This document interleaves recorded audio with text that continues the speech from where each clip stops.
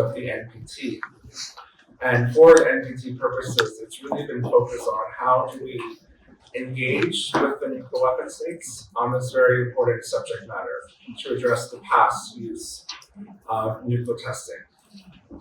So on that note, if it's okay, I'll pass the floor to Ambassador Tibero Sito, the permanent representative of Kiribati, who provide some introductory remarks.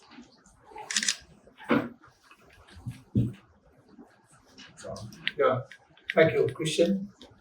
And thank you all for coming and being part of this. I feel we are all in the same boat. We all believe that the world should be free of nuclear weapons, nuclear testing, and what have you. And that's why today is going to be a time to talk about the legacy of nuclear weapons, which affected us in Kiribati and many other people. The Pacific, of course, was one of the places chosen by our friends, the Americans and the British, to do their testing, which is very nice. They say they did it for the sake of humanity, to try to make humanity safe, to try and create a better world. But I don't know. Now people are questioning, was it for the betterment of the world or for the worse, to create life so bad for us, because many people are still grumbling about it. We don't have the research, we don't have the scientific data to prove that all the things causing the trouble with the people of Kiribati, most of the testing was done in the island, which caused by nuclear testing. We still want research people, scientific people to come and tell us exactly what is causing all these troubles to the people. But anyway, thank you for being here, for sharing about your time. You want to be part of this. We really appreciate our co-sponsors, Kazakhstan. So Kazakhstan is always a champion of this. We are very lucky to be working with Kazakhstan, the champion against nuclear weapons, the first country to stop nuclear testing from a big power like a friendly power to them like Russia. Stop. We didn't stop the British. Unfortunately, we didn't have time to organize ourselves to tell them to stop it. Yeah, and so here we are. We're talking about the legacy of nuclear weapons. We're still suffering. Our people are still complaining. We're still trying to get the scientific people to come and monitor the island to see how much damage has been done. We're not too sure. It may have been damaged, may not have been damaged, but it's really the scientists to tell us that. So thank you for joining us in this conversation. Thank you for your attention. Thank you for your time. Thank you. Thank you so much, Master. Next, we will hear from Mr. Isaac Carol. Yes. Thank you, who is the counselor at the mission of Kazakhstan. He's been very involved in nuclear disarmament initiatives. In the fall, he collaborated very closely with me on the historic resolution on addressing the legacy of nuclear weapons, which was overwhelmingly passed in the first committee and subsequently in the General Assembly. And we've been collaborating together on raising awareness about the legacy of nuclear weapons as well as nuclear justice. I'll give him the floor now. Thank you, Christian. Thank you, Ambassador. Distinguished delegates, dear colleagues and friends, young friends, I'm very excited to see many young people here in the room and all around this events. So, on behalf of the Republic of Kazakhstan, I have the honor to address this side event dedicated to the subject enduring humanitarian and legal significance, the legacy of nuclear weapons. Let me begin with acknowledging the permanent missions of Kiribati and Fiji and the Nuclear Age Peace Foundation and the River Strength for co-hosting this event and for their continued partnership in advancing constructive dialogue on this important issue. For Kazakhstan, this topic is not heretical. From 1949 to 1989, over 450 nuclear explosions were conducted at the Kiribati test site. These tests exposed more than 1.5 million people to harmful radiation, giving a profound and multi-generational impact on health, the environment, and development. This legacy remains deeply embedded in the national consciousness and continues to inform Kazakhstan's principled engagement in nuclear disarmament and non-proliferation process. Following the closure of this important test site on 29 August 1991, Kazakhstan renounced the world's fourth largest nuclear arsenal, inherited after the dissolution of the Soviet Union. To commemorate this historic decision and to elevate international awareness of the consequences of nuclear testing, Kazakhstan initiated a resolution 49/35 at the 46th session of the United Nations General Assembly in 2009. Adopted unanimously, the resolution established 29 August as the International Day Against Nuclear Tests. It calls for increased awareness about the effects of nuclear weapon test explosions and the need for their cessation as a key step toward achieving a free world of nuclear weapons. This initiative, supported by a broad coalition of member states, continues to reinforce the global commitment to non-testing and non-proliferation. These decisions were not taken for a strategic experience, but reflected a long-term commitment to the principles of responsible statehood and human-centered security. In that time, Kazakhstan has consistently pursued policies aimed at strengthening the nuclear disarmament and non-proliferation regime, as well as the peaceful uses of nuclear energy. Kazakhstan has contributed actively to the multilateral agenda. Our country launched the Universal Declaration for Nuclear Weapons-Free World, co-founded the Central Asian Nuclear Weapons-Free Zone, or Semipolitics Treaty, and hosted IAEA Low-Enriched Uranium Bank. In 2019 and in August 2024, we convened in Astana workshops, which brought together nuclear weapon-free zones, permanent members of the UN Security Council, and other stakeholders. That meetings called for the enhanced coordination among those, improved institutional dialogue, and strengthened negative security assurances. In March 2025, Kazakhstan served as president of the third meeting of the State Parties to the Treaty on the Prohibition of Nuclear Weapons. Together with Kiribati, we co-chaired the working group on Articles 6 and 7, the provisions of the treaty focused on victim assistance and environmental remediation. In our view, these articles represent the practical and humanitarian core of the TPNW. Building upon the outcomes of the meeting, we have jointly advanced the initiative to establish an international trust fund for victim assistance and environmental remediation. This fund aims to provide sustainable and needs-based support to individuals and communities affected by the use or testing of nuclear weapons, including medical care, ecological restoration, capacity building, and long-term development assistance.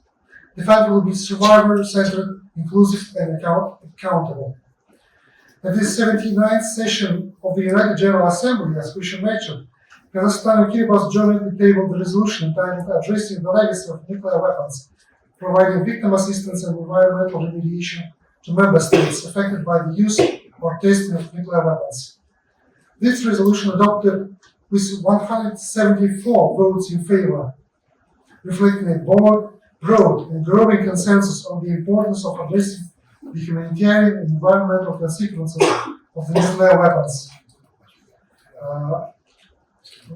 The resolution underscores the need for the strengthened international cooperation in assisting victims and rehabilitating affected regions, and contributes to the further institutionalization of the humanitarian dimension of disarmament.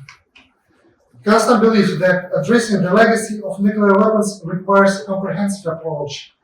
We also believe that the forthcoming NPT review conference must give meaningful consideration to practical measures that support communities affected by nuclear weapons use and testing, in line with the growing support expressed at successive preparatory committee meetings. We believe that confronting this legacy is not an act of reflection, but a forward-looking responsibility. It's an obligation grounded in the principles of equity, justice, and multilateral solidarity. Kazakhstan remains committed to working with all partners, nuclear and non-nuclear, regional and global, to ensure that long-term consequences of nuclear weapons are addressed through practical measures and sustained political engagement. Remember not to dwell on the past, but to build a safer, more just and more humane future. Our efforts are not only about addressing what has already happened, they are about shaping what must never happen again. We act not out of nostalgia, but out of necessity.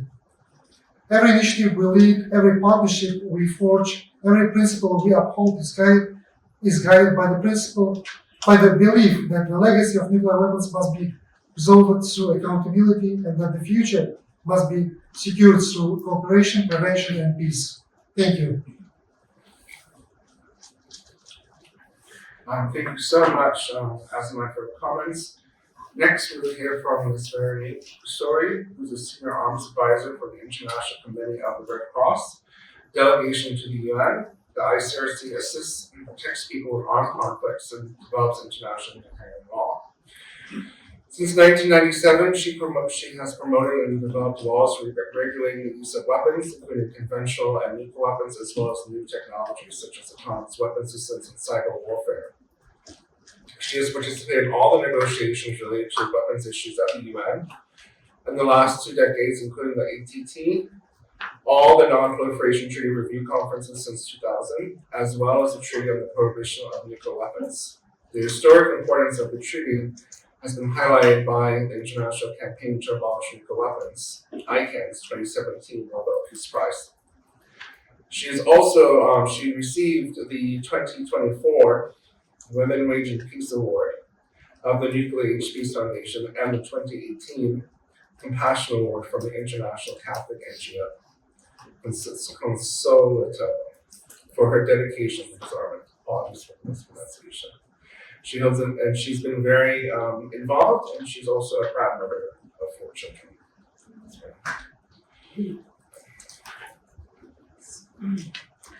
Good afternoon to all. I am very delighted to be with you, and thank you very much for this invitation. Today, indeed, it's a special day. It's an anniversary.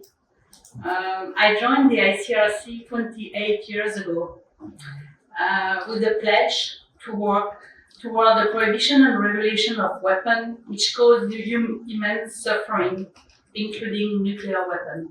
So I am delighted to celebrate this special day with you all. The tremendous suffering caused by the atomic bombing of Hiroshima and Nagasaki and thousands of nuclear tests was the raison d'etre of nuclear disarmament. It is still the raison d'etre of the total elimination of these inhumane weapons. Today, we still witness and curing to the long-term effect of nuclear weapons and nuclear testing, not only the first, but also the second, third, and fourth generation of people affected by nuclear use and test.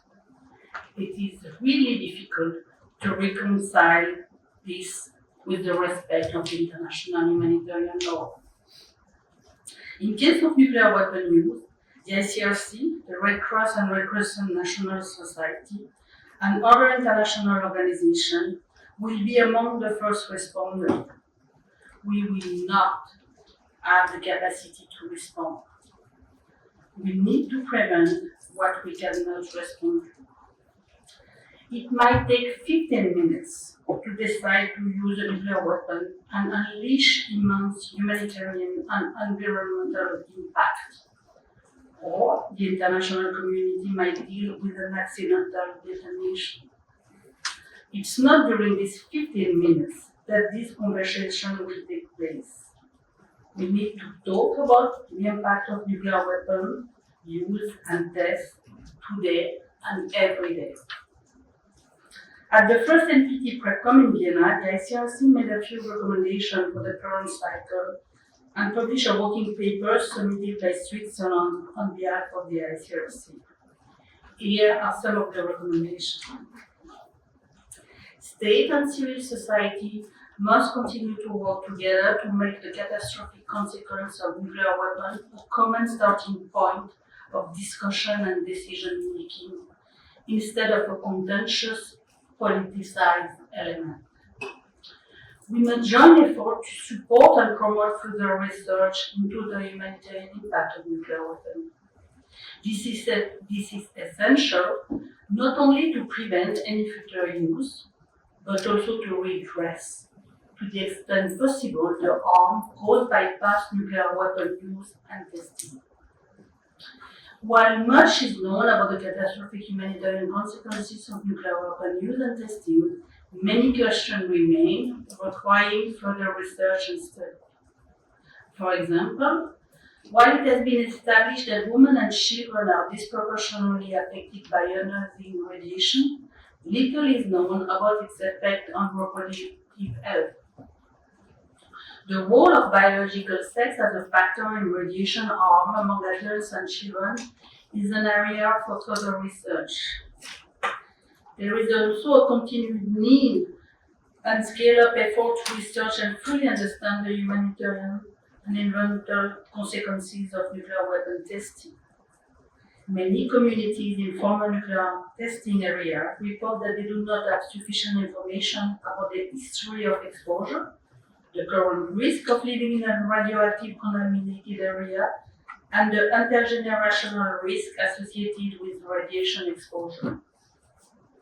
A lack of transparency and a failure to take into account communities' perspective, lifestyle, and needs are shortcomings that need to be overcome in future research efforts. The ICRC supports also the creation of a victim assistance and environmental trust fund. We thank Kazakhstan and Kiribati as well as other states for their considerable effort to make it a reality.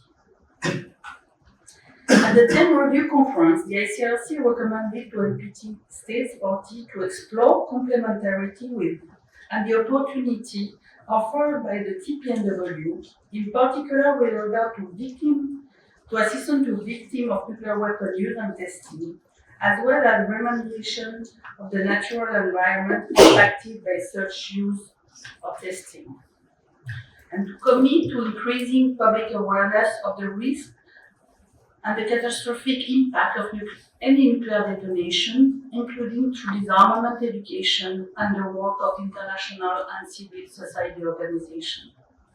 These recommendations remain valid, and we will bring them forth to the upcoming review conference, asking states to support them. We thank and encourage young people in the room and outside and to participate in our deliberation. We encourage you to speak out, to think out of the box. We need your imagination, courage, and determination to get rid of this weapon of mass destruction. Even if there is no single pathway to nuclear disarmament, achieving the goal of nuclear weapon-free world requires convergence, not divergence.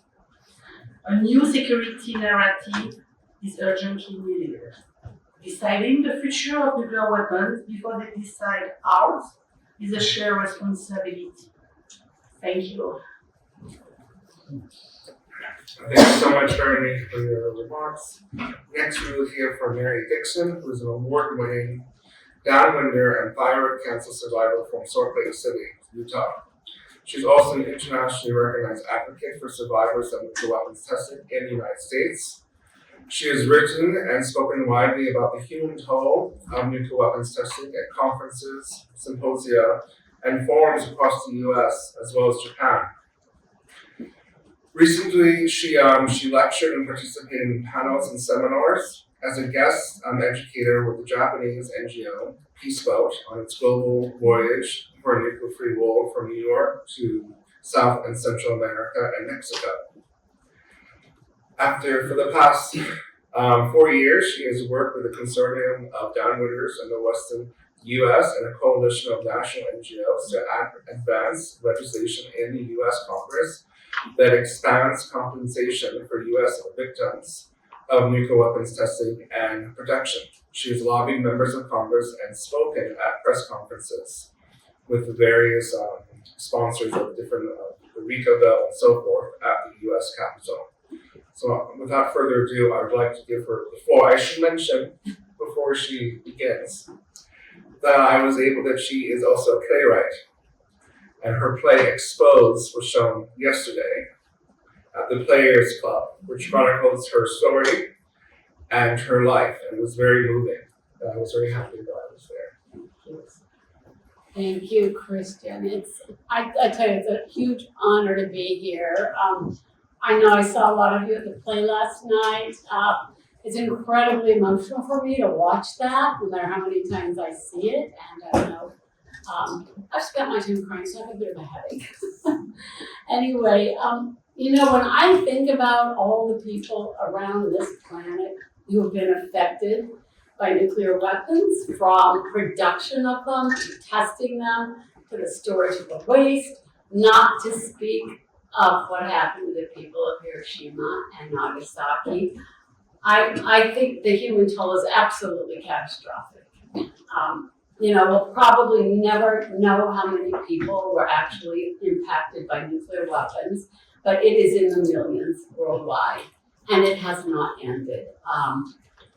I'm, as Christian said, one of those casualties, what we call a downwinder, because we live downwind of the testing. So I'm a survivor of US nuclear weapons testing on our own soil. They devastated my family, my childhood neighborhood, and communities across this country.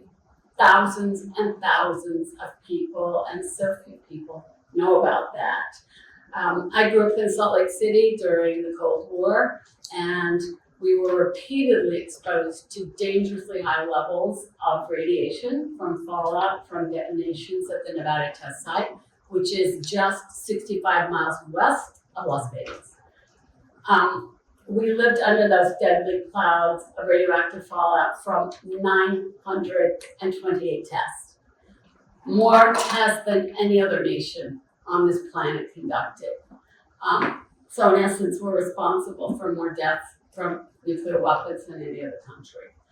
And we were all collateral damage of the Cold War arms race. 100 of those bombs were detonated above ground in the open air.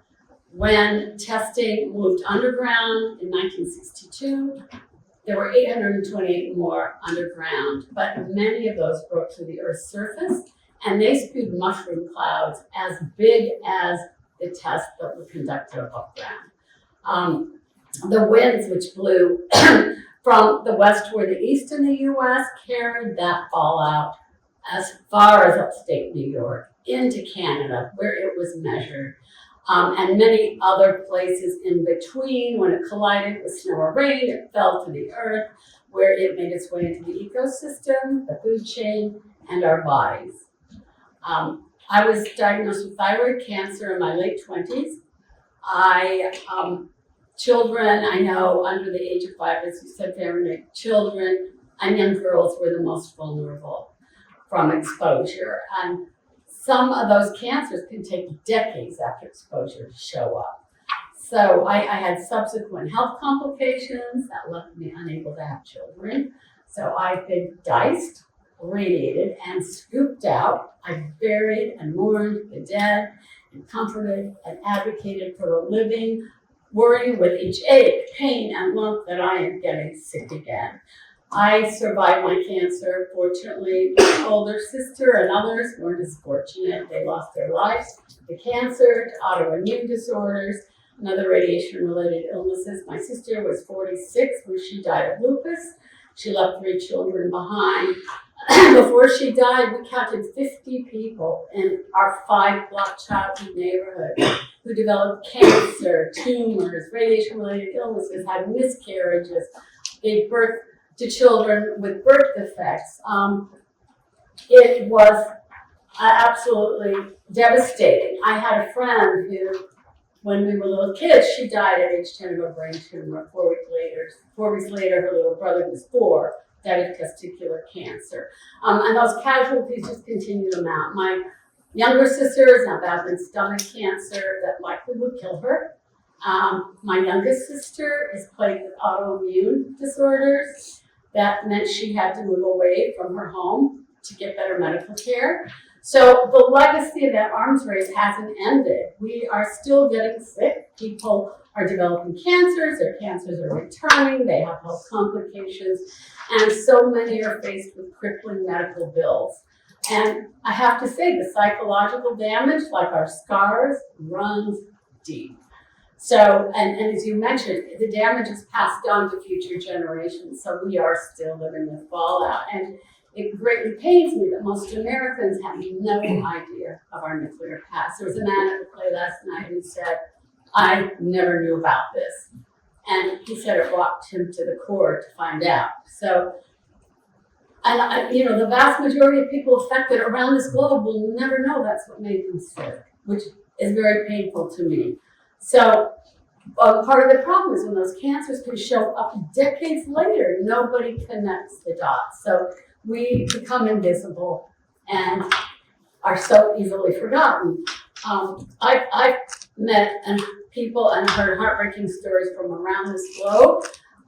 Survivors of Trinity, survivors of testing in the Marshall Islands and elsewhere, survivors of Kazakhstan, of the Chinese testing, French testing, and all of our stories have so much in common, including governments that disregarded us, that lied to us, that minimized, that covered up.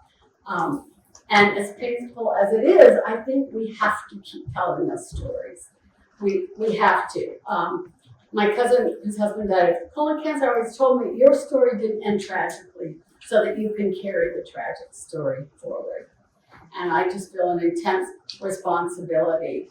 So, and I have to say, to me, nuclear testing did not prevent nuclear war. It was a nuclear war. And we're still living with its casualties. And governments that knowingly harm their own citizens must make amends and take care of them.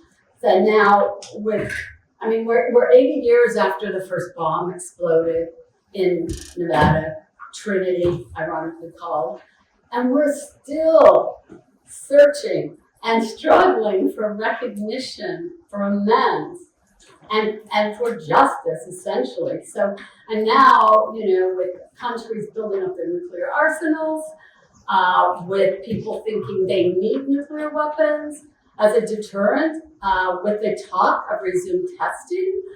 Some of Trump's people have talked about needing to resume testing, and they're all, I'm telling you, in Nevada, the Nevada test site, they're building new roads, they're digging new tunnels, and basically we are faced with another round of nuclear testing. It's possible. So that just kills me. And I think the voices of those of us who have been affected are absolutely integral to any discussion of our nuclear future.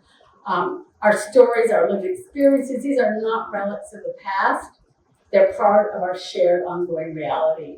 And it makes me happy to see what you're doing in Kazakhstan, and Kiribati, to see that justice is achieved. And I'm so happy to see this need and this desire for international cooperation in doing right by the victims and providing assistance.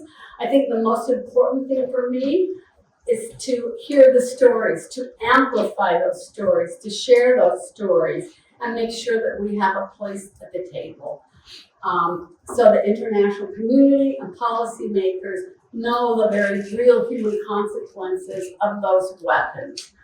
I guess the real question becomes, how do you translate those stories, though, into policy?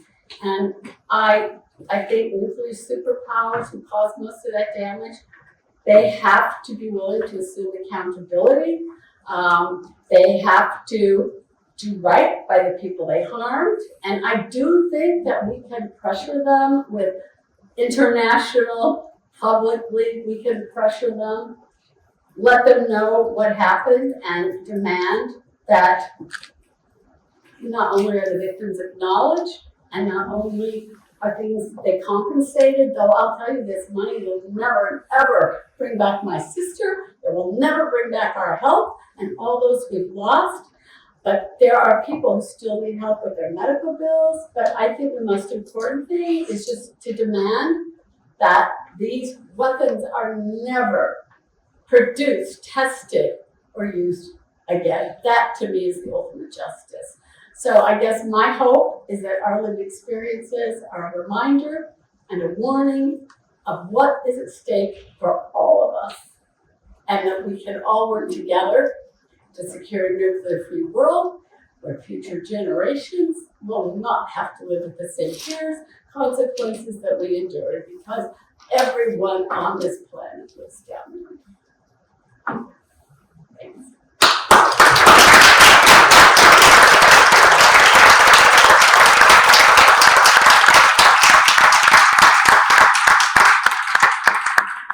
Thank you, Mary, for your powerful remarks. Next, we will hear from Dr. Ivana Nicolette Hughes, who is the president of the Nuclear Peace Foundation and senior lecturer in the discipline of chemistry at Columbia University. She holds a BS with honors from Caltech, where she studied chemical engineering and completed her senior thesis with Professor Frances Arnold, the first American woman to win a Nobel Peace Prize in chemistry. She's been a faculty member at Columbia University since 2008, and she's been really awarded for her distinguished leadership and engagement with her students. And she's primarily worked on ascertaining the radiological conditions in the Marshall Islands. She currently serves as a member of the Scientific Advisory Group to TPNW, a committee consisting of 15 experts from around the world to advise the state parties on scientific issues as they pertain to the treaty. Her writing has appeared in The Nation, Bulletin of the Atomic Scientist, The Hill, Scientific America, Truth Out, Common Dreams, Transcend, Media Service, The Diplomat, and elsewhere. Thank you so much, Christian, and thank you everyone for being with us here today. I'm especially just really touched to be with this wonderful group of panelists. Kazakhstan and Kiribati's work on nuclear legacy and nuclear justice has been truly and deeply inspiring to me and to many others around the world. I'm always thrilled when we get to partner with the ICRC and Veronique Christori, who I will add is a member of the board of directors of the Nuclear Age Peace Foundation. So I want to add that to your bio. And then it's just always such a moving experience to hear Mary speak about her personal, her family, her community's experience with nuclear testing. These are exactly the kinds of stories that we all need to hear. I hope your play, which I concur with Christian, it was just absolutely incredible last night. I hope it makes it to Broadway and that many, many, many people see it and hear and learn from you about what it was like to be a victim of not just the Cold War, but the nuclear Cold War. Thank you. Thank you for everything that you do. I want to, Christian highlighted some of my scientific expertise, and so I want to just give you a little bit of a perspective as a scientist. First, I'll just say kind of from a personal perspective, some of the things in my own background that moved me to do this kind of work. One is that I am a scientist, and I felt for a very long time that scientists were a part of the problem and that scientists have to be a part of the solution.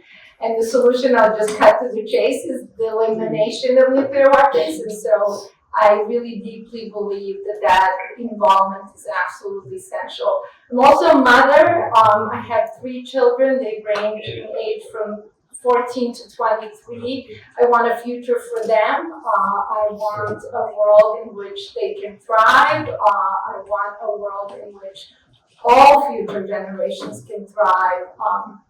And that is quite simply incompatible with a planet that continues to harbor thousands and thousands of nuclear weapons. It will not work out okay as long as we continue on the current path. There is nobody in the world can assure you that the possibility of use of nuclear weapons is zero. It's just quite simply not zero. And the longer that we have them, the higher the chance that one of those accidental miscalculation or deliberate uses actually happens. And the other side of where that goes from the use of one weapon is that we understand from simulations, from things called war games in DC and so on, that one use doesn't end there, that it goes all the way to a nuclear war. In every instance where these simulations are run. And so we really quite simply are talking about the difference between having a world to live in and not having a world to live in. So I want to just highlight again from that scientific perspective, what makes nuclear weapons so special and so different and so unique. One thing that is special about nuclear weapons is that a single bomb can produce a tremendous amount of energy. We're all aware of what happened to Hiroshima and Nagasaki, just even in terms of flattening the city, even forgetting for the moment exactly how people were impacted. In today's arsenals, those energy yields are far higher. So clearly, the amount of energy would be much bigger. But it's what happens to that energy. That energy actually goes into four different things. One is the heat, and depending on how large a bomb is, it essentially produces a fireball. For some of the largest bombs, you might have a fireball that's a mile or a kilometer across. Fireball meaning a temperature as high as the sun. A temperature that is as hot as the sun itself. So it's a sun on Earth, a miniature sun on Earth that these weapons can produce. And everything inside this fireball is evaporated. It just disappears. There's nothing there left. It's just like the way that, if you drop some water on the hot plate, right? It just evaporates, it disappears. That's what would happen inside this fireball.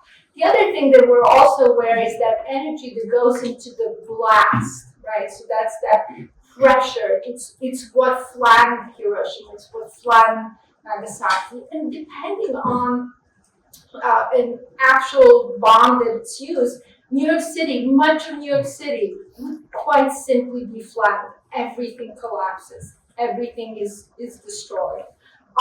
And then we have this initial radiation that's released right with the explosion.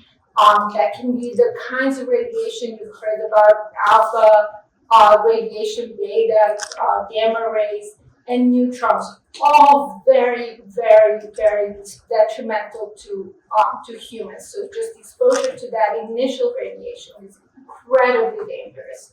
And finally, we have the radiation fallout. So this is all of that debris, everything that was basically evaporated goes up into the mushroom cloud and goes up into the atmosphere and then gets deposited either locally or basically can make its way all around the world, again, depending on the exact details of the explosion itself. And that kind of debris will contain these radioactive isotopes that are produced by the bomb explosion itself. And those radioactive isotopes will now continue to have that detrimental impact that Mary was talking about over days and weeks and months and years. And some of those isotopes might actually remain in the environment for thousands of years. And I'll just highlight two, there are so many, but let me highlight four isotopes that are so detrimental to human health. One of them is iodine-131. It's probably what responsible for your thyroid cancer. Iodine-131 is produced in an explosion, nuclear explosion, and that isotope has something that we refer to as a half-life of 8 days. Half-life means that when you initially produce an amount of the isotope, after 8 days, you have half as much as you did in the first place, and after another half-life, another 8 days, you have half as much. And so over time, after something like 6, 7, or let's even call it 10 half-lives, it basically disappears from the environment. But if you were exposed initially, the iodine-131 was there, it impacted and it accumulates in the thyroid, which is precisely why so many victims of nuclear testing have thyroid cancer, thyroid problems.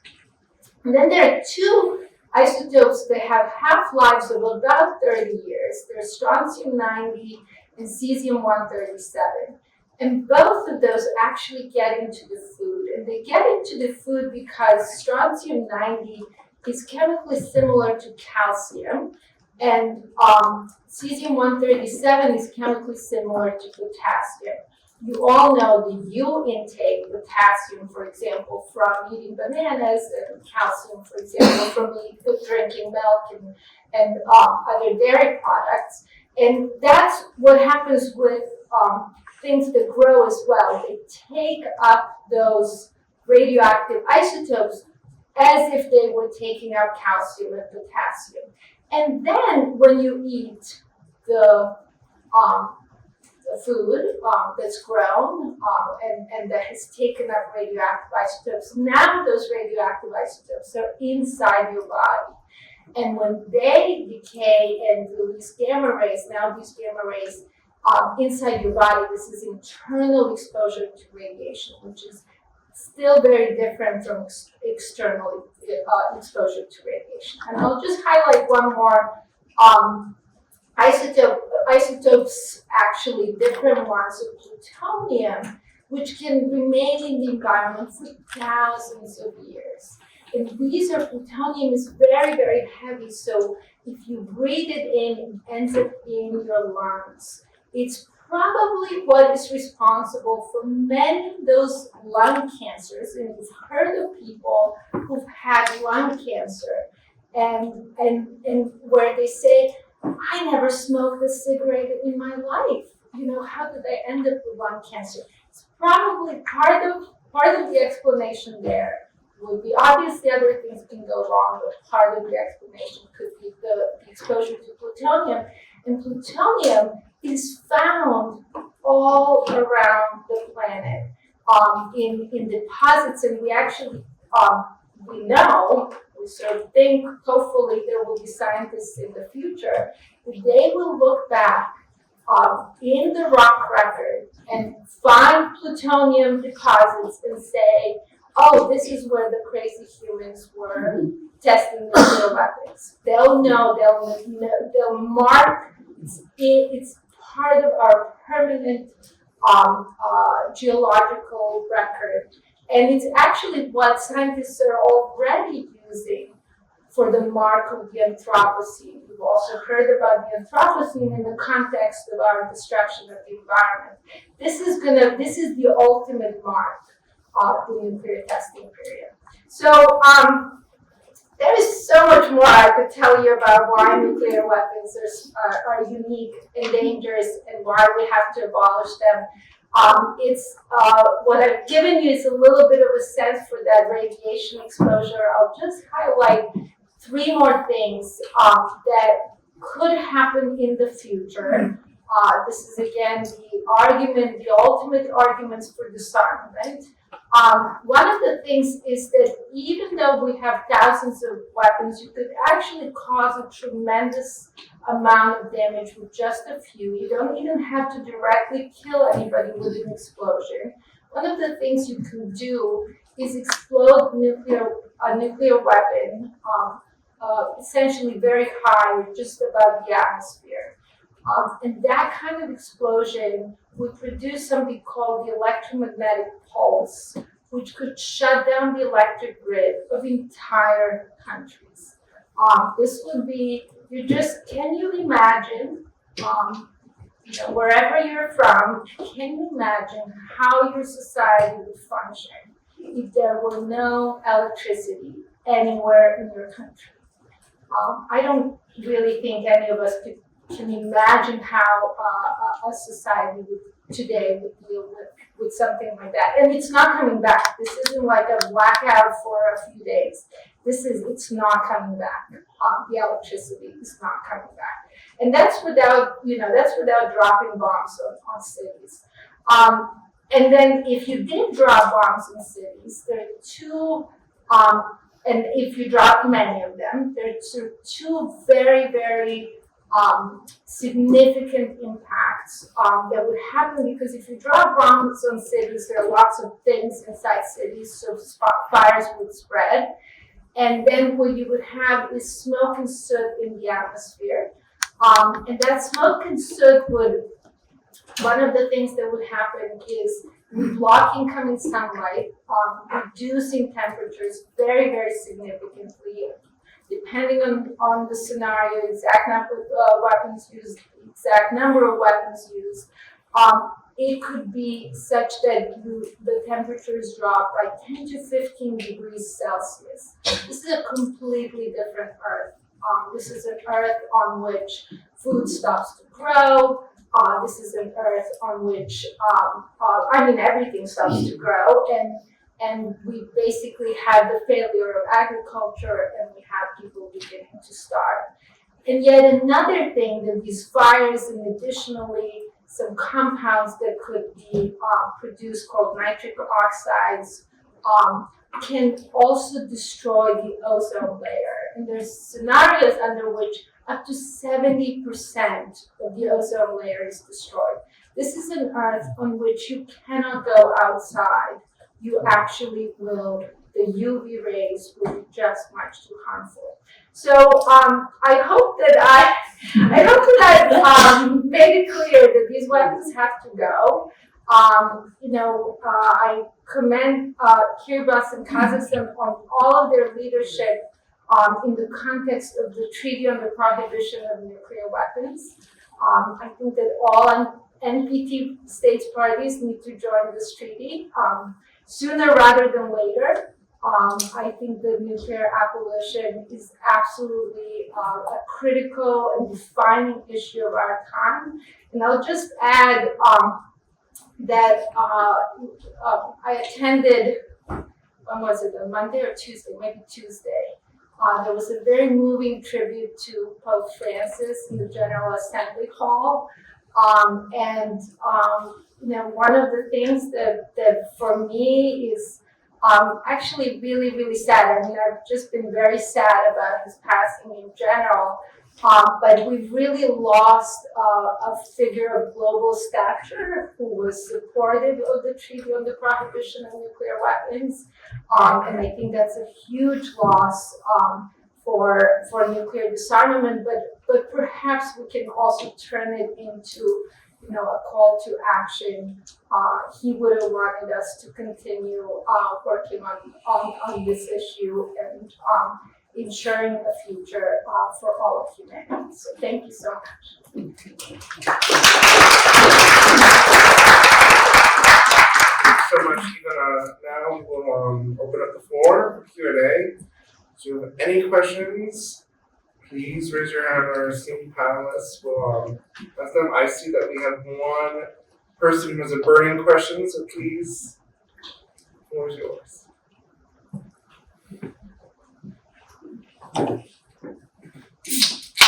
Good afternoon.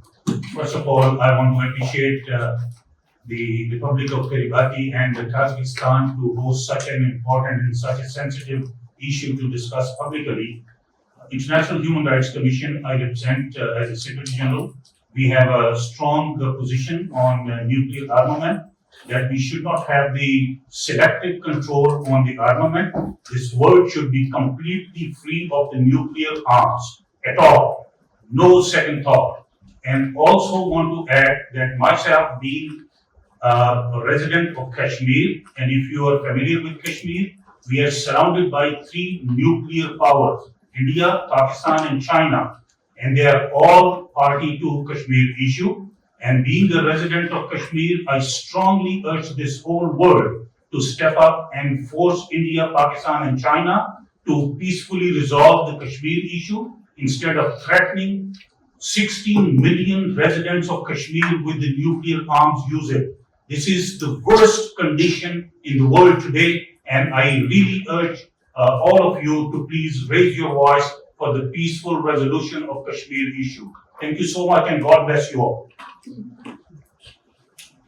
Thank you so much. It is a serious issue, the line of control in the region. Unfortunately, in a lot of simulations, they look at the situation between India and Pakistan and the line of control when they do modeling regarding and game theory looking at nuclear weapons. So thank you for your comment. I see that we have a question over here, please.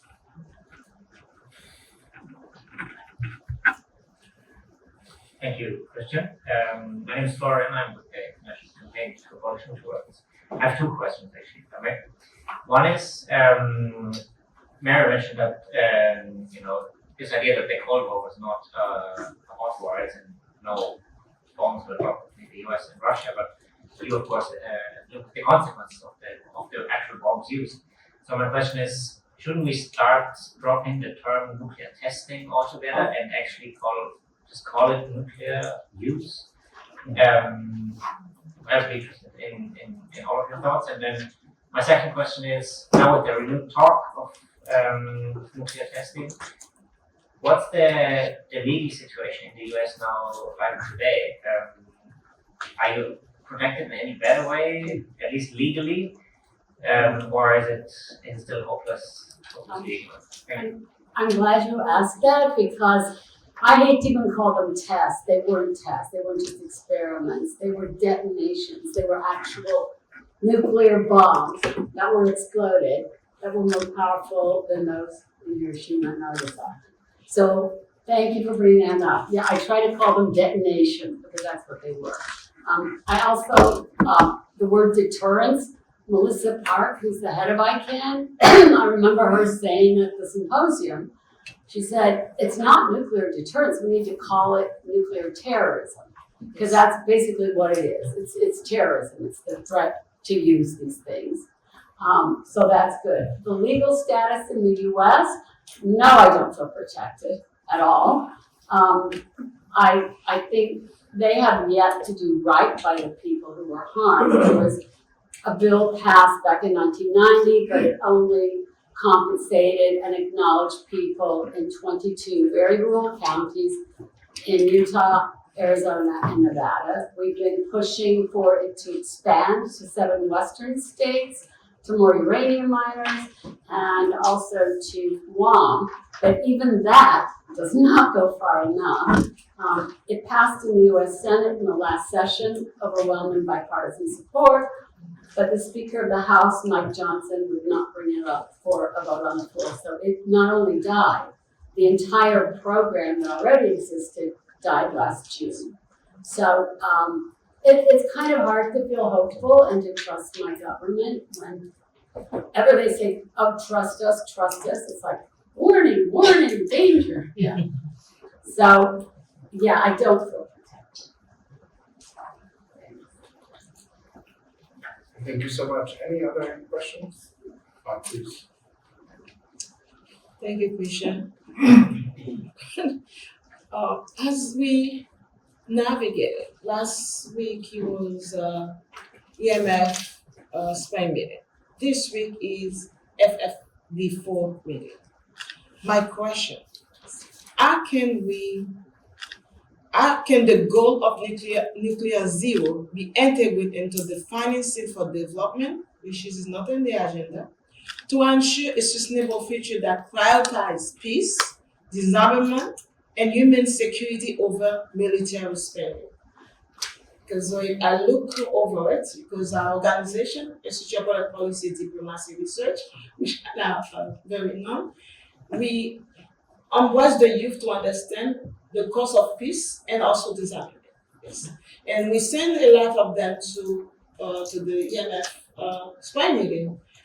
They're coming back to tell us they don't even have 3% of the funding for this happening.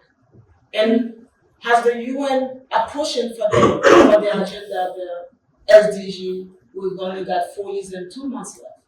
How we can push that further? That's the way nuclear zero becoming reality, not on papers, but the reality for the generations come. Thank you for that point. Before I leave it on there, I just mentioned that your point is highly relevant to Kiribati and Kazakhstan's UNGA Resolution, which has called for the Secretary General to convene a one-day international meeting on victim assistance and environmental mediation, where the links regarding nuclear and sustainable development could theoretically be discussed, and that is to be held sometime in 2026. More information will be available soon. I'll pass the floor to you. Thank you so much for the question, and thank you for being with us. Thank you for raising, I highlighted, you've heard sort of a lot of arguments for why abolition is such a critical effort and such a critical goal. But you've raised another one, which is that we are spending a tremendous amount of money, not just on something that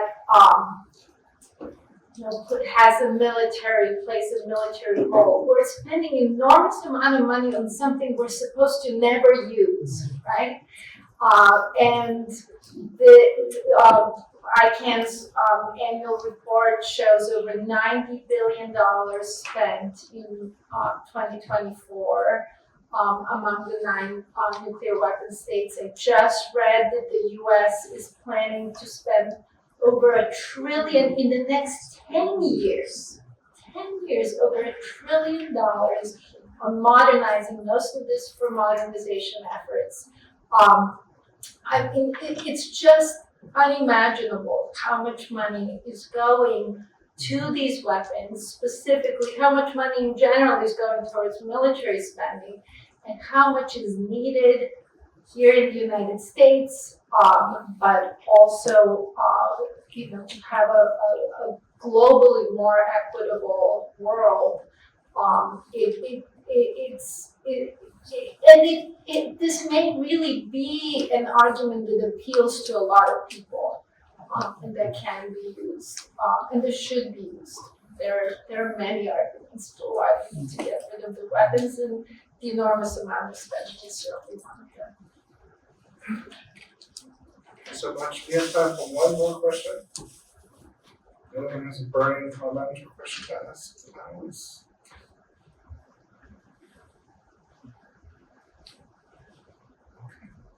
So if not, I would like to thank everyone for attending the side event and for spending your afternoon with us.